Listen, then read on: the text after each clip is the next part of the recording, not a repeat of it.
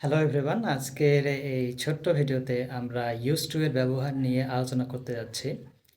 ইংরেজি বাক্যে use to এর ব্যবহার বিভিন্ন কালে, বিভিন্ন সময়ে বিভিন্ন রকম হয়ে থাকে।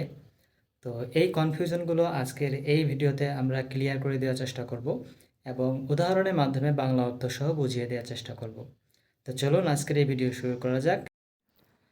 কোনো বাক্য বর্তমানের অভ্যস্ততা বোঝালে আমরা ইউজ টু ব্যবহার করতে পারবো সেই বাক্যে, এবং এই বাক্যের গঠনটা হবে প্রথমে হেল্পিং ভার্ব, এরপর হবে ইউজ টু এবং সবার শেষে হবে ভার্বের সাথে আইএনজি। কয়েকটা উদাহরণের মাধ্যমে দেখলে আমরা বিষয়টা ক্লিয়ার হয়ে যাব। আমরা প্রতিযোগিতা করতে অভ্যস্ত, we are use to competing. তারা গল্প করতে অভ্যস্ত, they are use to gossiping.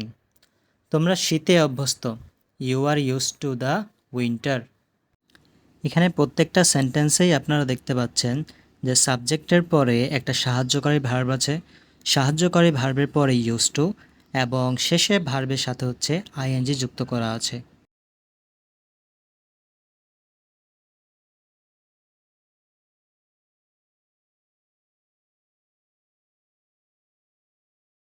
অতীতের অভ্যস্ততা বোঝাতে কিভাবে আমরা ইউজ টু ব্যবহার করব সেটাই এখন আমরা দেখব।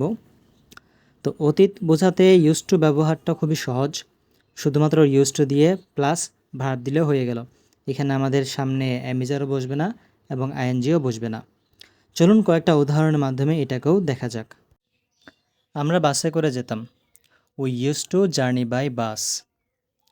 আমি নিয়মিত ক্রিকেট খেলতাম, I use to play cricket regularly. তারা মাঠে কাজ করত, they use to work in the field. তো এদের প্রত্যেকের কাছেই দেখতে পাচ্ছেন আপনারা যে ইউজ টু এর পরে ভার্বের বেসিক যে ফর্মটা সেটাই বসে গেছে, এবং এভাবে আমরা সকল পাস্টে থাকা সেন্টেন্সগুলোকে ইউজ টু ব্যবহার করতে পারবো। কয়েকটা উদাহরণ আপনাদের জন্য দেওয়া হলো, আপনারা এগুলো কমেন্ট বক্সে এদের অ্যান্সারটা লিখে দেখাবেন।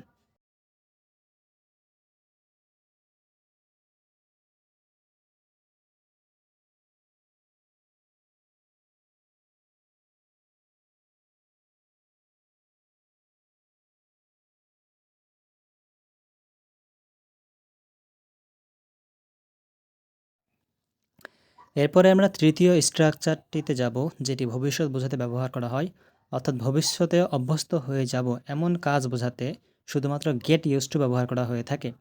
যেমন আমরা করোনা ভাইরাসে অভ্যস্ত হয়ে যাব, we will get used to corona virus. তুমি এই আবহাওয়ায় অভ্যস্ত হয়ে যাবে, you will get used to this weather. সে ইংরেজি বলতে অভ্যস্ত হয়ে যাবে, he will get used to speaking in English. এই ছিল টোটাল 3টে স্ট্রাকচার, এবং এই স্ট্রাকচারগুলা যদি ভালো মতো মুখস্থ রাখতে পারেন বা মনে রাখতে পারেন এবং এর ব্যবহারগুলো মনে রাখতে পারেন, তাহলে এই ধরনের কথাগুলো আপনারা খুব সহজেই স্পোকেন ইংলিশে বলতে পারবেন। তো আপনাদের জন্য তৃতীয় স্ট্রাকচারটি থেকেও কয়েকটা উদাহরণ দেওয়া হলো, আপনারা এগুলো কমেন্ট বক্সে আপনাদের মতো করে অ্যান্সারগুলো লিখবেন। তো ধন্যবাদ সকলকে আজকের এই ভিডিওটা দেখার জন্য। ভিডিও থেকে উপকৃত হলে অবশ্যই চ্যানেলটিতে লাইক দিবেন এবং আমার চ্যানেলটাকে সাবস্ক্রাইব করে রাখবেন।